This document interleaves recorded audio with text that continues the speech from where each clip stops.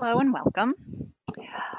My name is Jennifer Bento-Pinion. I am the program manager for MEFA Pathway, MEFA's college and career planning platform that we have offered free of cost to any and all students, parents, and educators throughout the Commonwealth. So thank you for joining today's session, which will be focusing on our resume tool. So just if you're not familiar with MEFA Pathway, MEFA Pathway is a complete college and career planning resource for students, high school counselors, and education policymakers across the Commonwealth.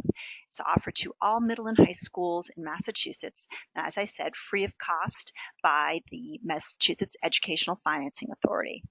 MEFA Pathway plays a key role in the Commonwealth's efforts around college and career readiness and success by increasing access to information about higher education and career opportunities for all types of students.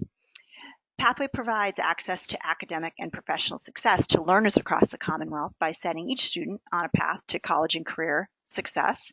So rather than a one-size-fits-all approach to future planning, MEFA Pathway is tailored to meet the needs of the Commonwealth's diverse student and workforce populations by offering comprehensive tools in one easily accessible website. MEFA Pathway offers interactive planning, college and career search tools, provides comprehensive data on student academic readiness and success, as well as it offers communication tools and centralized student tracking. Imported student data is the basis of the platform, which leads to powerful reporting capabilities for an educator, which incorporates both qualified student data and student preferences in one location. So Pathway is available for students in grades 6 through 12. So if a student creates an account in grades 6, 7, or 8, they will see different age-appropriate activities than that of a grade 9, 10, 11th, or 12th grader. If a student creates their account during those middle school years, it will follow them throughout high school. Once they get to high school, they'll just see those different activities within the platform. We never take away a student's account. So when they register, they create a username and password, and they also include an email address. And so that's how they can if they forget their password, they can reset their password by that email address, or they also create security questions. All right, so we are going to get started and look at our resume feature here. So this is the main landing page of MEFA Pathway, mefapathway.org. So if you are a student, you're coming in to click on I am a student. And then as a first-time user, they would register their account here. Or if they've already registered, they would put their credentials in here for their username and password. So I'm going to log in. I have a test account that is a grade 11 student. So when the student logs in, they will see this dashboard. And as you can see, this is my grade 11 student. And then what the dashboard does, it lends itself to next steps for the student. So a grade 9 student would see different suggested activities than that of a grade 11 student. So in grade 11, the student is updating their profile, they're creating that resume, maybe they're retaking their assessments, and of course, they're thinking a bit more about post-secondary planning. All right, so in order to get details in the resume piece, we're going to go up to the top here and click on Profile Details. So this is very, very simple, very, very simple. We do suggest that students start to populate their profile details in grade 9. If they get to grade 10 or 11, 12, it's difficult for them to remember all the great things that they've done in the past. So we really want them to start first semester, grade 9. So their personal information on this first page here, it comes from the registration, from when they registered their account. The school is there. They also added that information when they created their account. So when during registration, the student will select the town that their school is in, and then they can select from the drop-down box all the schools that are in that particular town appear. So they select the school. If they attended a school prior to the one that they currently attend, they can add that in as well. And they can also add in college coursework if they're a dual enrolled student right on this page. So we want them to start thinking about both types of activities that they're doing both inside and outside of school. That's very important. A lot of times students think, oh, well, I'm on the soccer team, I'm in the drama club, and that's affiliated with school, but there's many students who do activities outside of school as well. Maybe they're involved in church activities or community service that is not affiliated with the school. So they really want to think outside the box a bit. So in order to add an activity, we're just going to click on that page here. And now, as you can see, this is my test account, so there's a lot going on in this test account here. This student has added all of these activities so far. So you can edit or remove anything you've added, but I'll just show you what it looks like to add a new activity. So I'm clicking on Add New. I'm going to select that type of activity. So let's say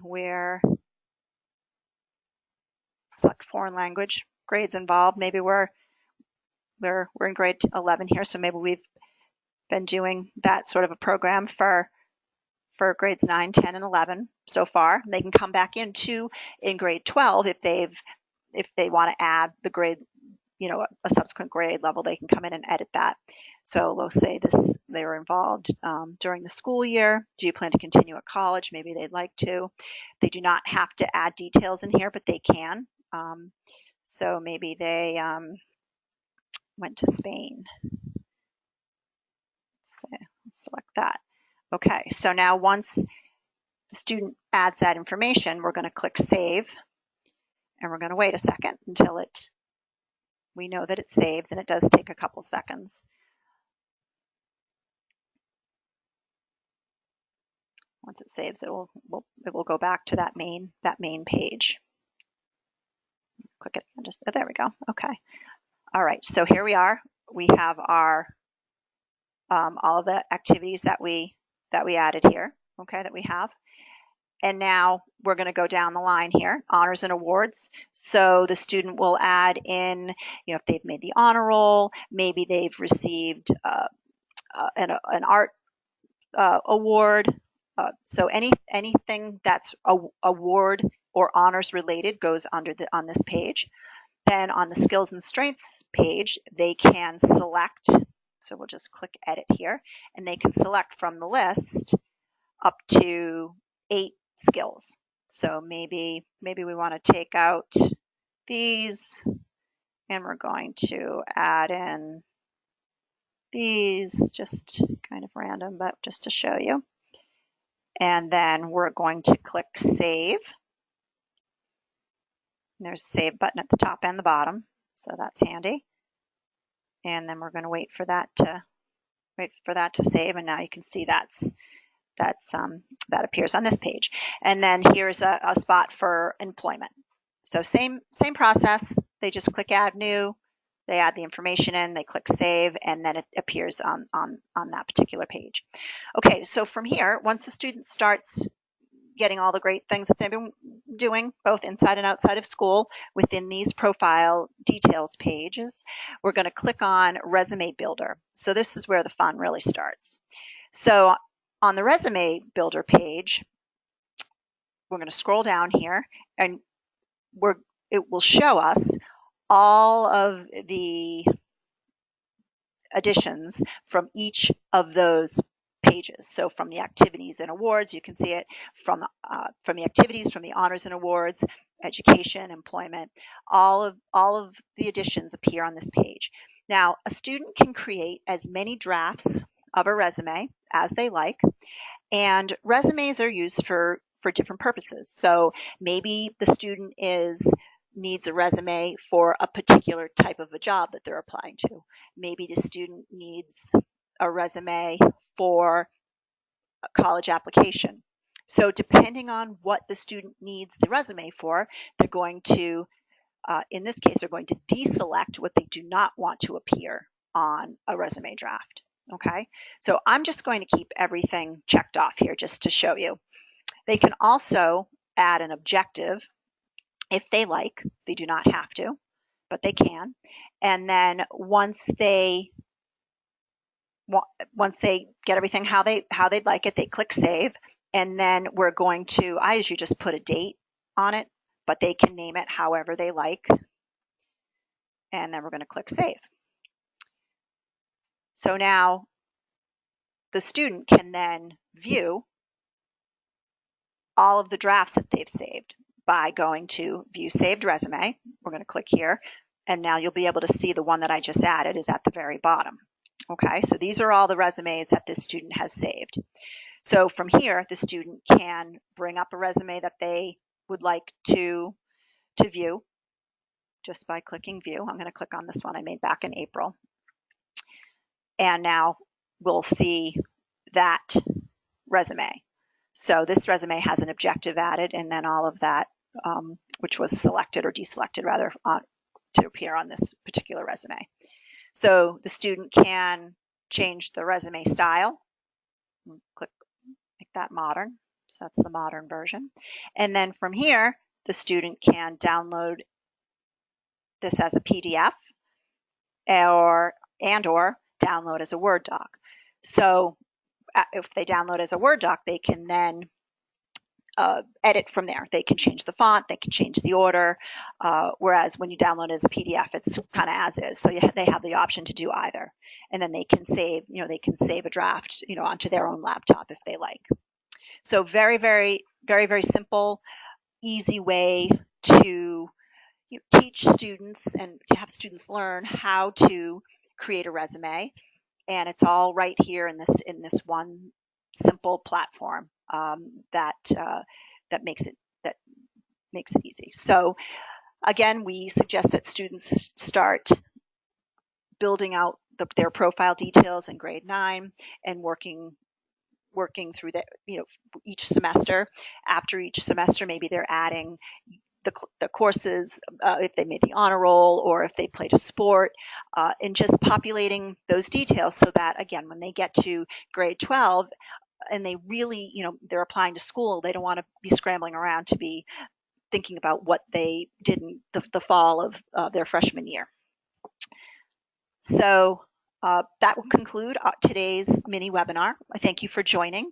And if you have any questions, or if you're a student, if you have any questions, you can reach out to me. If you're an educator and you want to learn more about MEFA Pathway, you can reach out to me. I can be reached at, my email address is jbento@mefa.org. That's JBENTO@mefa.org. All right, and thanks again, everyone. Have a good day.